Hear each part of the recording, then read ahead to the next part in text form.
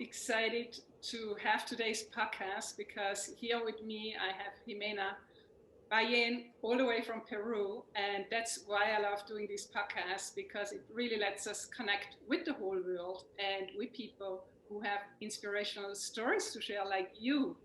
So very, very welcome, Jimena. I'm so happy to have you here today. And Thank you. Thank you.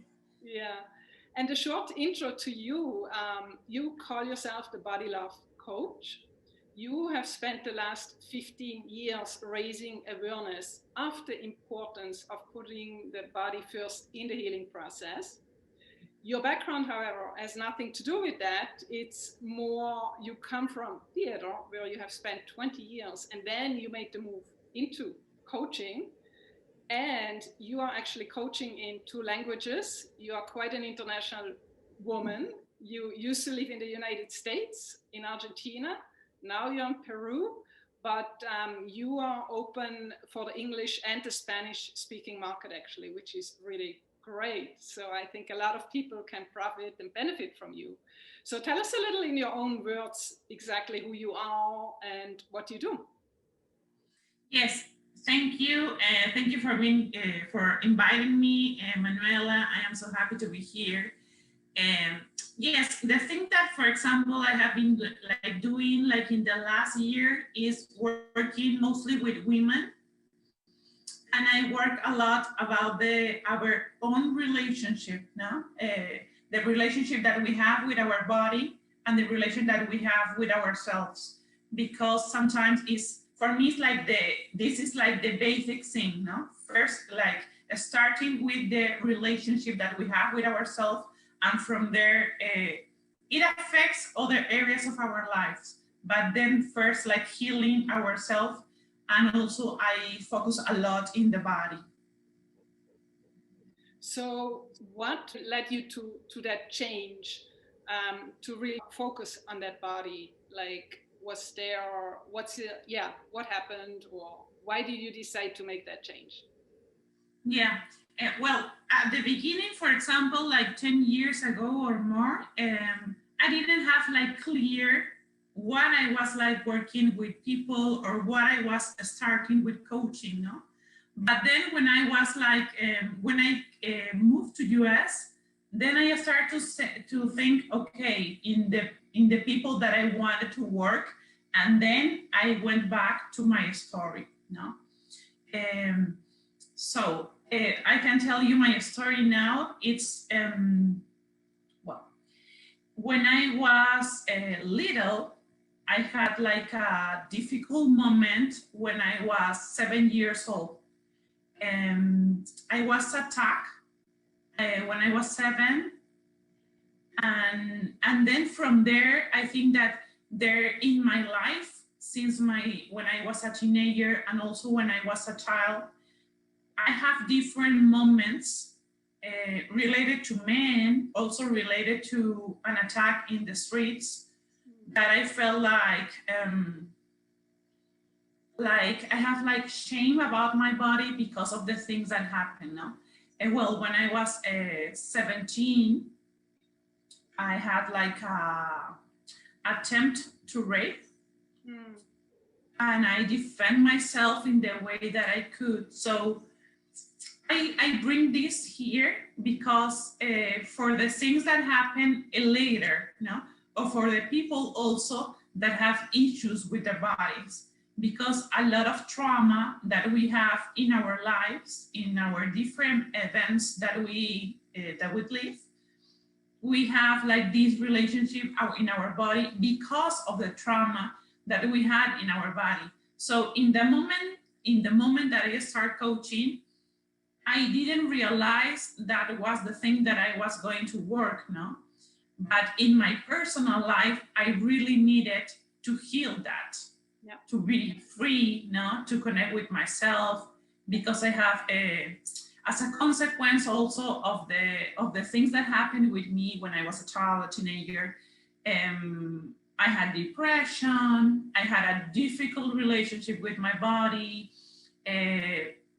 eating disorders, no, and toxic relationships, And all of that, there was like a moment when I was like tired of living like that, of living with this low self-esteem or with bad relationships, no? And my brother start doing a transformational coaching. And he said, why you don't do this? I think this is perfect for you to heal yourself, no? And in that moment was like the day, I think that when was like, I said, I am tired of this. No, I am really tired of this. And something happened. I said, okay, let's do this. Let's try this. I don't care how much it costs. I don't care what I need to do because I am tired of living like this. No, and I felt that my brother was like changing a lot.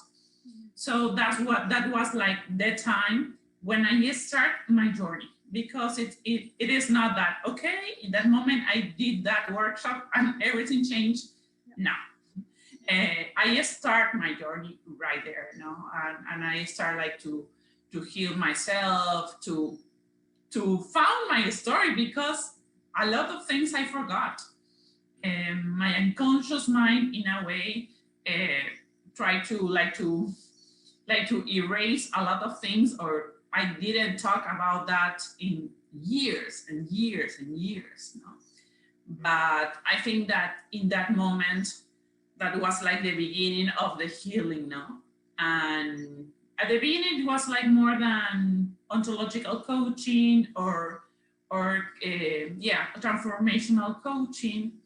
But in my path, I found like more things about that was like connected to the body. Then I found yoga, meditation, but it was like, that is like 7 years ago that I am doing yoga. But and I think going to your question, sorry, it's like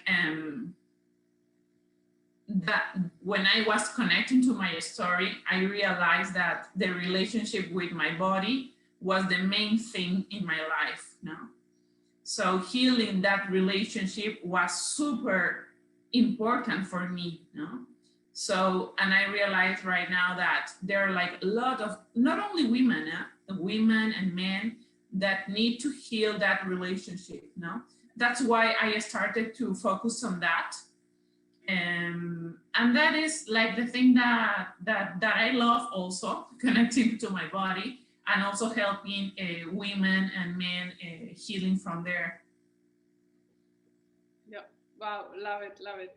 So go a little more into ontological coaching for people who are not really aware of what it is. Can you describe a little more what methods are being used, what techniques, what it exactly means? Yeah, when we talk about ontological coaching, in Spanish, like onto is like the being, no? We focus in the being, no? Who am I being right now, no? And to explain that is that sometimes we think that I am shy, I am passionate, I am powerful, no? But I am, it's not that I am right like that and I can change. It's like I have been behaving passionate, I have been behaving shy. So we work in the being, no, we focus in the being. So we start like to practice to use different being, no? If I want to be, for example, a passionate woman, or I want to be a successful woman, or I don't know, a responsible woman. So I start like to focus on that, and we work in the being. So it's kind of more on the mindset level. The shift happens there, right? And then it's also transmuting into the body. Like blockages can also release once we make a mental shift. Blockages can also release out of the body. Yes, I feel when I started like to study ontological coaching, that we work a lot in the language, no, the word that we use, no, because from there is connected to our mindset. but also but also in the ontological coaching, we focus on the body and on the emotions, right? But I felt when I was studying that that the focus mainly was in the language, in the mind, yeah, not so deeply in the body and the emotions. Yeah. That's why I was like looking for more, and I found like in the, for example, in the coaching through a body approach, that there was like, when I found that, I said, oh, this is for me, was like more connected to the way that I have healing, no? Okay, yeah. So that went more into the feeling part and the subconscious mind, or how did that work? Well, in my coaching, because I can say that, for example, ontological coaching didn't talk about like the subconscious mind, no? Okay. We were like talking more like in the language, in the affirmations, in the declaration that we do, no? And from there we like approach how is the relationship or the thing that the person wants to work, no? For the unconscious mind, I found more like in yoga, no, in meditation, and when we work more in the mindset, yeah, I feel that from that place I found that connection, no, and there's a lot of things that also I found more intuitively, no, intuitively. I don't know the words I pronounce well. Yeah. So that led you after to do the yoga, or was the yoga before? You started with ontological coaching and then you moved on to more the body awareness also and the subconscious with the yoga and meditation, or was that before? Now, first was the ontological coaching, that it was like more than 15 years, I think. And then I found like things that are connected to my body. So I mix it, ontological coaching and theater. That is like my career, my university career. And then I was like starting to connect with the body, with the emotions, and from the coaching to the more like mindset, right? But then in my own journey also, I was like looking for other things. I found like the coaching from a body approach, and then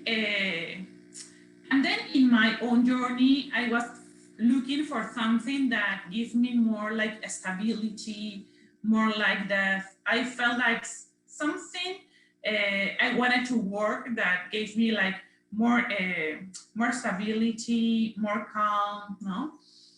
Because I was so fire energy. I was like super masculine energy, no? So a trainer that I met from US, she told me, let's practice yoga. I said, yeah, really?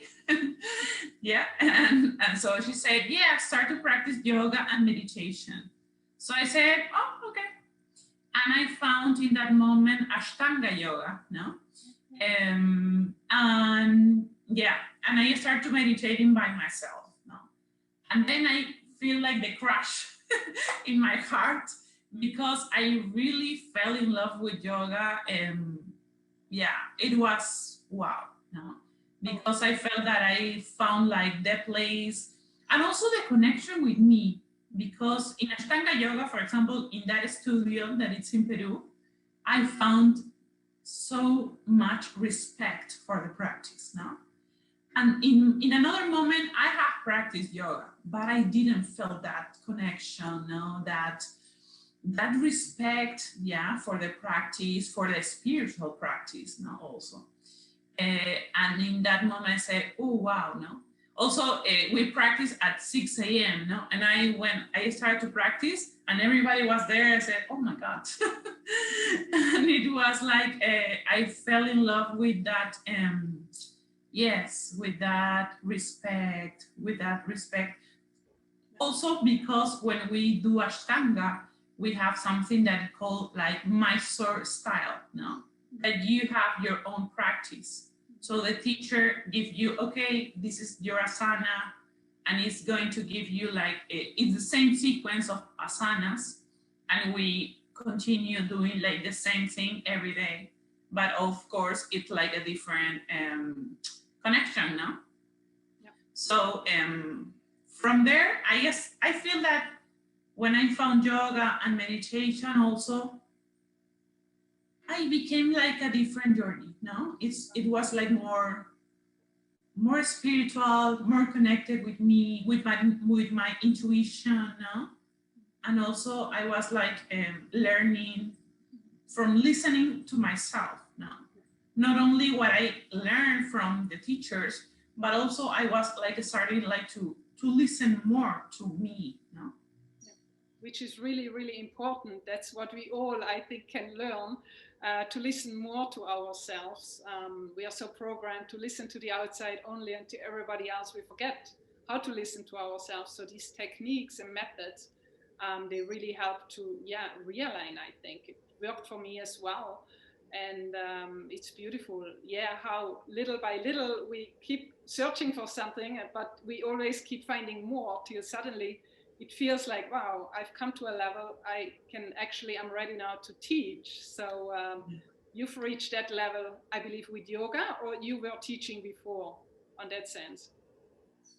No, yes, I was, yoga, no, I was, in that moment I was practicing, but for me, yoga and meditation wasn't for my coaching, no, for example, I was like coaching people from the technique, from coaching, no, from movement sometimes, no, but for me, the yoga and the meditation was for me, no, was like my, sometimes I say it like my auto therapy, no, I was like, that was like my space that I go to practice every day. But suddenly, when I was coaching, some posture appeared. No, for example, if the person was working, I don't know, if in her confidence. So I said, let's do a posture. No, how that we do this posture? So intuitively, it was like I was like connecting with that, but also the coaching from a body approach. We use the body. You know, we use the body. We use the movement to work with the people. So for me, it was like, I want to know more about this. So when I was like living in US, I decided to start to practice other styles. I was doing Ashtanga, and then Vinyasa, and then Hatha, and then restorative, no? So I decided to study, no? To be a yoga teacher. But it wasn't never to be a yoga teacher. It was to learn more about yoga so I can use it in my coaching. So I went to India, and I digamos, I say that in the Spanish word, sorry. And then I decided, okay, no, let's do this first yoga teacher training, no, that was in India, in Rishikesh, and that was like, wow, it was like amazing. Because it wasn't only like the 200 hours, it was all the trip, all the people, all the connection. Also, I traveled for 3 months alone in Asia, and it was amazing. What did you learn over there? What was the most important eye-opening, I don't know, thing that you learned while traveling or while being immersed in the Indian culture? That it was super personal. For example, I remember one day I was like 1 month in India, learning, but it was like this type of yoga teacher training that you have like 1 month and it's 200 hours and it's boom, boom, boom, boom. No? So it's, you never stop, no? We meditate a lot, like 2 hours per day, you know, and a lot of classes. So it was like super, super intense.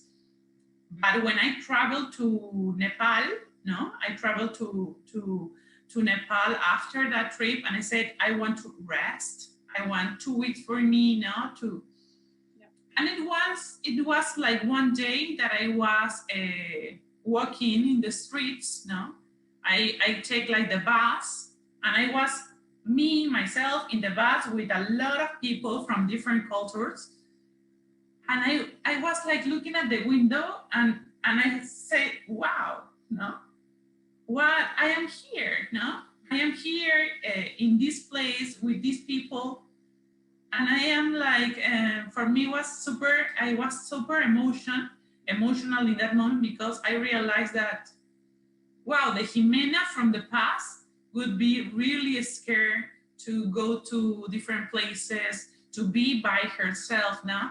And in that moment, I realized, wow, I am here. No, I am in this place, learning, connecting. No, and for me, that was like, maybe it's not like a technical thing. No, maybe it's not like, oh, I learned these pranayamas that, of course, that were amazing. But my journey, my personal journey, I felt that I realized that I was super brave and super strong, and that I was like a different person, or maybe I was every moment I was strong, but I realized in that moment that I was. Wow. Wow, beautiful, beautiful story. Yeah, I love that. So, what are you then offering now? In what sense? What are your coachings looking like? I think you do most of it online. How is that looking like for anybody that's interested to connect with you? What can they learn from you? How can they work together with you? What are you offering? Yeah, right now, for example, I teach yoga, but I realized, for example, when the other day I was talking to a coach, and I say, yes, I teach yoga, but the yoga for me is like I think like the yoga is not like the important thing, no? It's like the connection with you, or to know yourself, or your self-love relationship, no? Or knowing your body. And yoga are the tools, no? The yoga are the tools that I use, for example, in my classes. But that's why I put it like body love yoga and yoga dance. So in body love yoga, I teach the asanas, we do meditation, we do pranayama, but also we are working like in your intention every day. So connecting connecting the things that you want to work, but in this space of a yoga, of a class of yoga, no? That it's online, it's through Zoom, yeah. And also in my exploration also, I mix it, and I call this thing is yoga dance. That is also for people. It's not only for that, but it's a space when we play, because we play with the postures and with the music. No, we used to flow. We used to combine. Sometimes I create sequence of dancing. No, but also sometimes I give you, okay, let's have like these 3 posture or these 4 postures, and then play with this. So it's really like a space of freedom when we connect to our bodies, and we start like to connecting and to activate the intention that we want. So I have like these yoga classes, yoga dance, and also coaching. No, I have my coaching sessions, or sometimes a workshop. No, yeah. But also it's like in my coaching session is like the process to heal yourself. No, to heal yourself through the body. And this is all online, or most of the things are offline? And is it also in groups, or can people book like single sessions, one-on-ones with you, or how is that? Yes, and now because of the quarantine, I used to have like some coaching session in person, but this year when everything changed, I decided, okay, let's continue everything online. So I work. You can have like, yes, it's one-on-one, and sometimes, for example, in my workshops, it's in groups, no, but yeah, everyone can have like this this work online. It can be like 6 weeks, 12 weeks, depends on the people, on the person what is working. So how has the crisis affected you, like your business, and did you have to change a lot, or you were already set up for the online? How has it or benefited you now? How has it worked out for you? Now I think it's a benefit, but in the moment it wasn't, because I feel like, for example, last year I was coaching less and doing more yoga, teaching more yoga. So I decided at December to start my yoga studio. No, so I bought everything for my yoga studio. Now and say, okay, let's do the classes. So I had like January, February, and in March, when everything closed, I said, oh my God, what I am going to do. And also my students were in that moment, they weren't open to do like online yoga. Now, with the months go by, they say, oh, okay, let's try some yoga online. And now it's different now, and now it's have increased now the students. But and now I say, oh, it's better because, for example, I have a student from Argentina, no, and they can connect, no, and maybe in another moment I couldn't, because it was only the people that were in Lima, no, the capital of Peru. Yeah, so I think it's motivating a lot of people that the online version actually works, right? That usually we didn't think, we are not used to having online yoga, but now people actually, some have no other options, but it actually shows we can do it virtual as well, which is really great. So the whole world actually can sign up for your yoga classes as well and connect to Peru. So there is no need to be in the same country. You can work with people across countries and continents in that sense. So and people have, yeah, are excited to do online yoga. How do you correct positions? How do you do that? Like, I think a lot of people may be worried, oh, I may do the positions not correct. How do you see, how do you do the corrections? How do you communicate with them? Well, what I do, for example, I do some the postures, and then I come to the computer now and I see, and I was like looking for the people, and then I can align the posture now. Yeah, perfect. That's like that, for example, the way that I do it now. Not only like focus on the things that I am doing, so they are like watching me, is so I need to watch them. So I came here and check now the postures. In that, in more like in the body love yoga, because in yoga dance is more like flowing with the postures, with the music. No? Yeah. Wow, I love it. I love it. So, do you find more and more people switching to online, or how is the situation right now that people are ready just to do it online and there is an acceptance now, or how do you feel the situation is? Yes, totally different. Because, for example, I felt, for example, last year when because I was coaching people in the US or in Canada, so I was like used to do like a one-on-one session in Zoom, and from people of USA, of other countries, it was okay. But I felt here in Peru when I said, for example, okay, let's go a coaching session in Zoom, and they say, no, Jimena, I want to go to your studio. So I said, okay, come here if you want it, no? But for me, was the traffic, 1 hour of going in the car. So I said, okay. But now everything know what is Zoom. Yeah. Last year I was explaining what is Zoom. I said, oh, Zoom is a platform.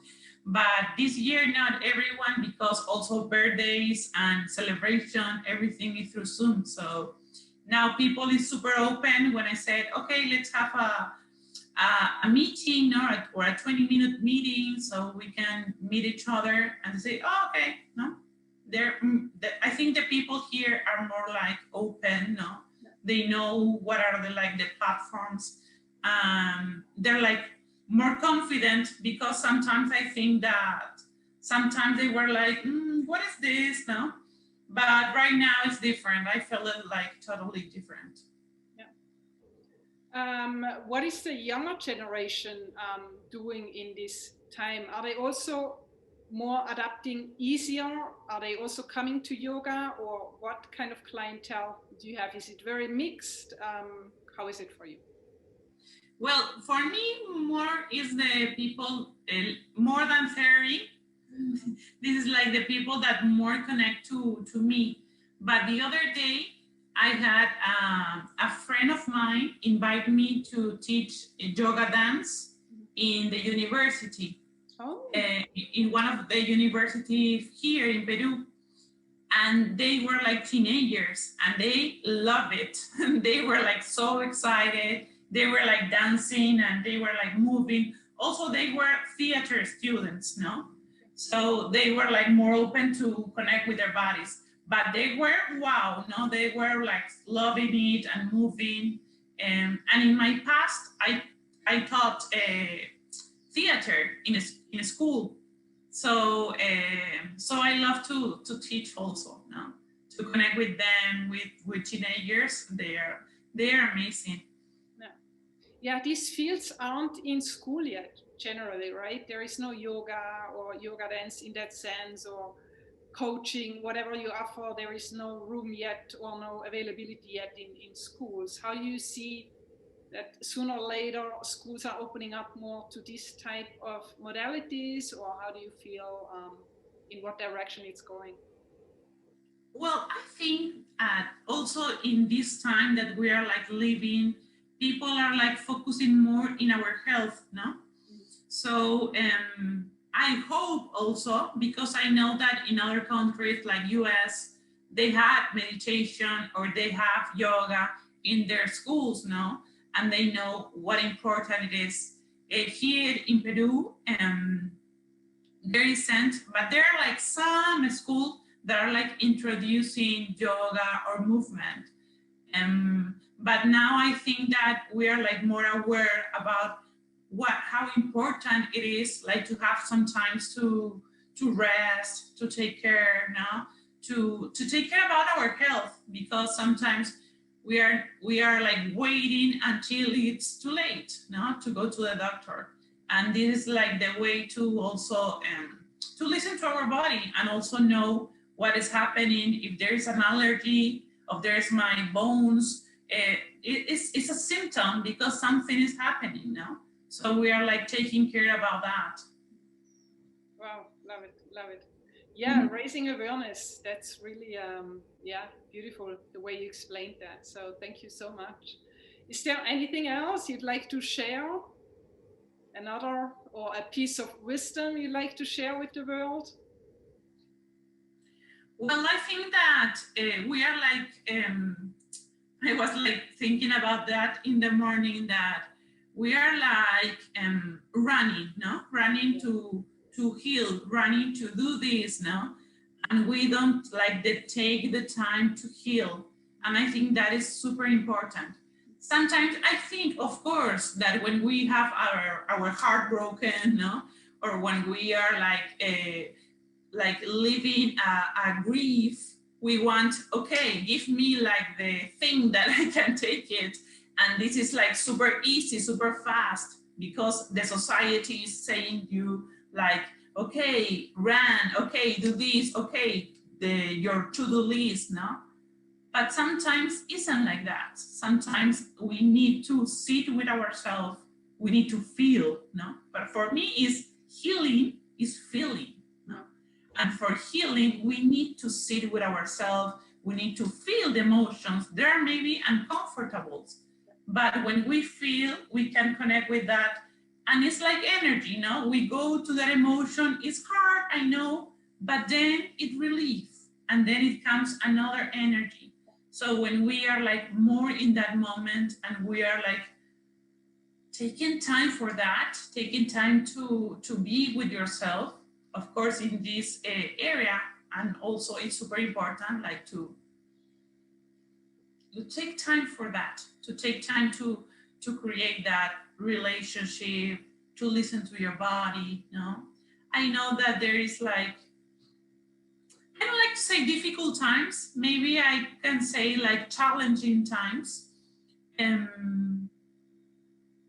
I think that from their place now to listen to ourselves, to heal, to feel everything that comes, and from there I think that we can understand more ourselves, and also when we understand more ourselves and we are like more in peace, we can connect to the other people, no, in a better way. So maybe that I can give you to the people, not to no rush, no, to take the time, to make a pause, no, to rest. Maybe this is another like there's not the thing that people is hearing all the time, but I think it's super important. Yeah, yeah, yeah. I agree. I agree. I think we all learned that during the crisis to slow down, and the external world stopped for a while, and we had more time to reconnect to ourselves. So I think it was a great lesson to for everybody, yeah, to take more time for themselves, and now realizing that this is so important actually, and it feels good. So to take a break and reconnect. So wow, this is a beautiful message, Jimena. Thank you so so much. And where can people find you and connect with you? Yes, well, my brand is Jimena, the Body Love Coach. So they can find me on Instagram. I have a YouTube channel also, my Facebook page, everything, my TikTok, everything is Jimena, the Body Love Coach. So they can find me. I am more in Instagram, no? So they can send me like a direct message, yeah, and we can talk. Awesome. And we'll put all the information in the speaker notes so they can connect with you from all over the world. You're open and ready to share a lot of wisdom and insights. And thank you so much. That was a very inspirational talk with you. There is a lot of information you have to share and you can share. And yeah, I really appreciate your time. Thank you so much. No, thank you, Manuela, to be here, to be talking. No, it's amazing that we can have like this time. And thank you for inviting me and for having this time to share this with the people because it's super important. I agree. Thank you so much.